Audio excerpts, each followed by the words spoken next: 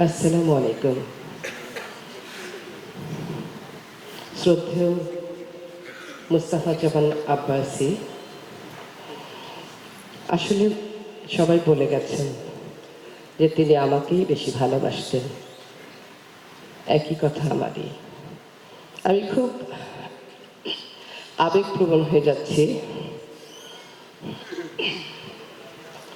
খুব সাধারণ ঘরের মেয়ে আমি, মফস্বল থেকে এসেছি ঢাকায়।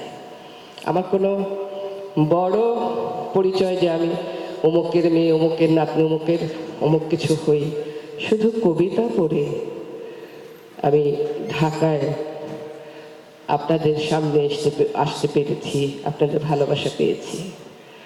তেমনি হঠাৎ ইউটিউবে আমার আবৃত্তি শুনে শ্রদ্ধেয় মুস্তাফা জামান আব্বাসী হঠাৎ মেসেঞ্জারে কিভাবে আমাকে আবিষ্কার করে আমাকে ফোন করে বললেন, এই মেয়ে, তুমি তো আমাকে কাঁদিয়েছ।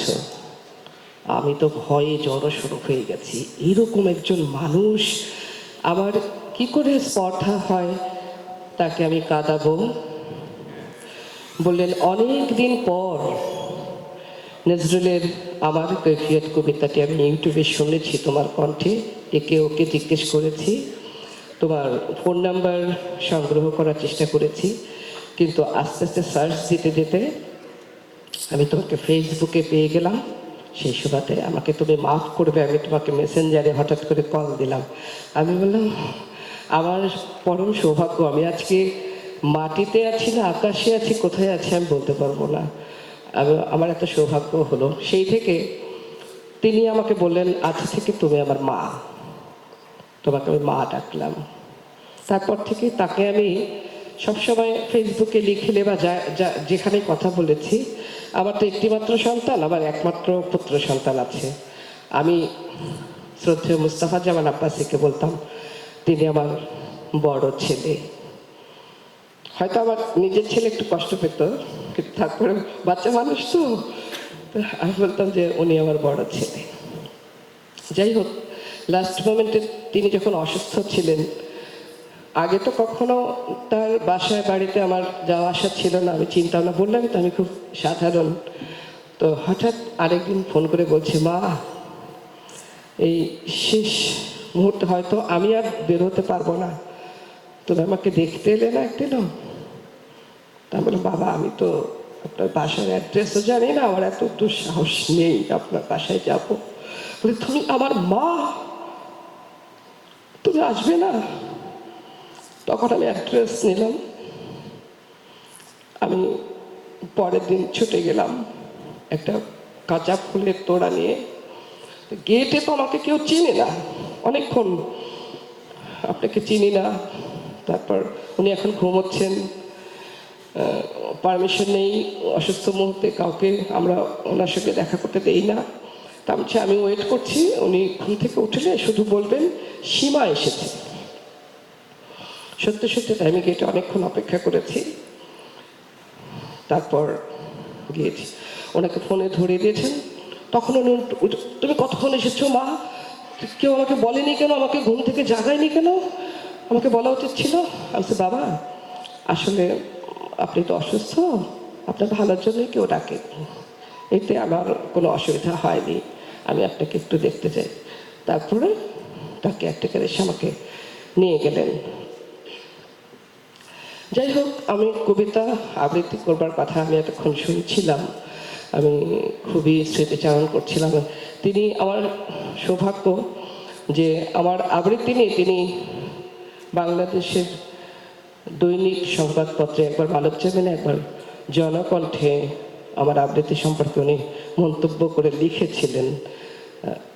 সেখানে আমি এটা সঙ্গে নিয়ে এসেছি, এতটা বড় পড়া আমি পড়তে চাই না, কিন্তু একটা স্বীকৃতি উনি বলতে বলতে বলেছেন, আমি সংক্ষেপে বলি, এখানে লেখা আছে, আমি সঙ্গে এনেছি। আমার সানি ভাই নামে লিখেছিলেন, কাজী সব্যসাচী, ডাকনাম সানি, আর বাবার ডাকনাম তো তুরু ছিলেন, দুজনের সেই ডাকনাম দিয়ে লিখেছেন। লিখতে লিখতে বললেন যে সব্যসাচীর কথা বলেছেন যে তাকে কেউ ছাড়াতে পারেনি, পারবেও না, তবে আমি খুব ভালো আবৃত্তি করতাম।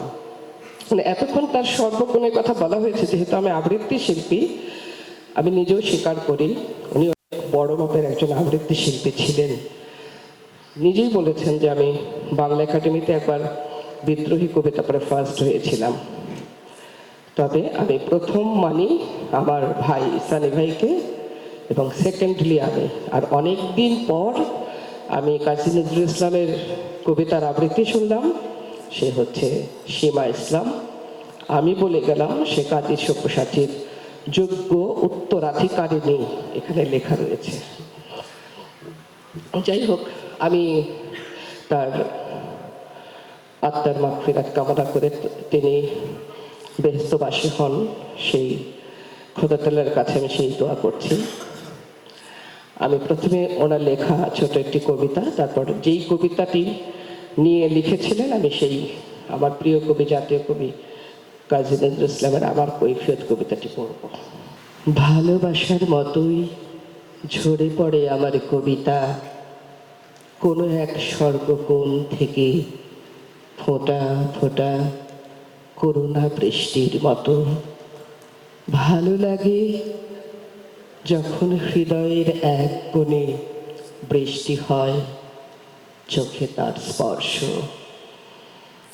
হৃদয় দরিয়া আর চোখের সাগরে আসে বান, তখনই আমার কবিতায় আসে রবির হাত ধরে।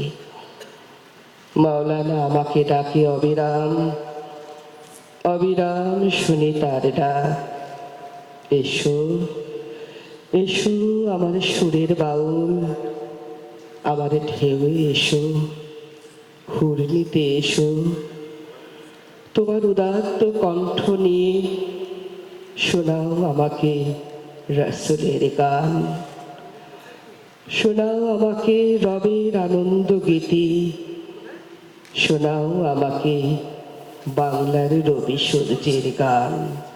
সীমার বাহনে শোনাও আমাকে তুমি আব্বাসের গান, বাংলার মুর্শিদা গান, কবিতায় অশ্রুকে আনো হৃদয় দেউলিতে।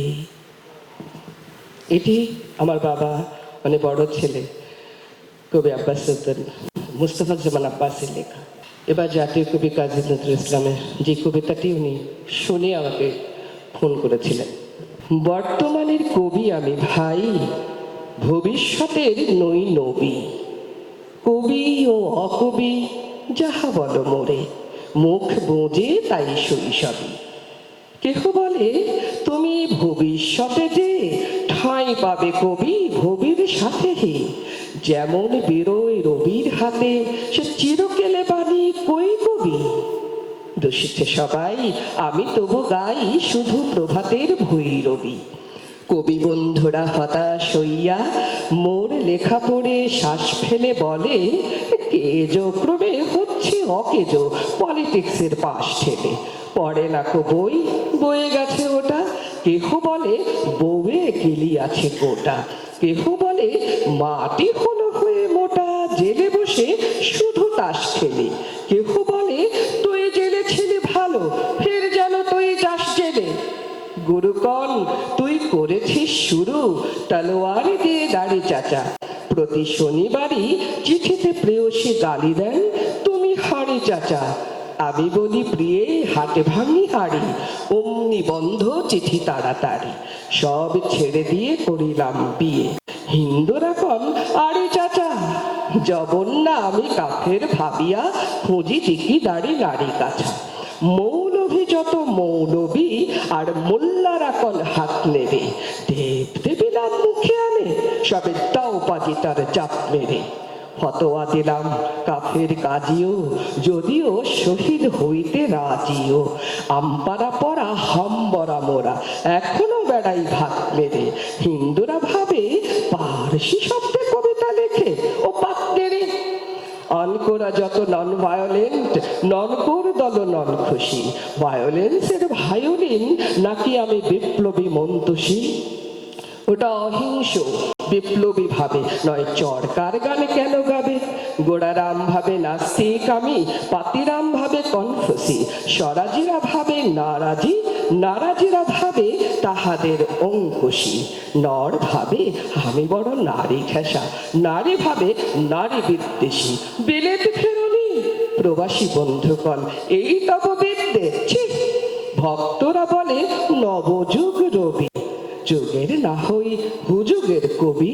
বটি তোরে দাদা আমি মনে ভাবি, আর কোষে কোষে পেশি, দু কানে চশমা আটিয়া ঘুমানো, দিব্যি হতেছে নির্বেশী। কে যে দেখি ছাই মাথা ও মুন্ডু, আমি কি বুঝি তার কিছু? হাত উঁচু আর হলো না তো ভাই, তাই লিখি করে ঘাড় নিচু। বন্ধু তোমরা দিলে না কো দাম, রাজ সরকারে রেখেছেন মান। যাহা কিছু লিখি অমূল্য বলে অমূল্যে নেন।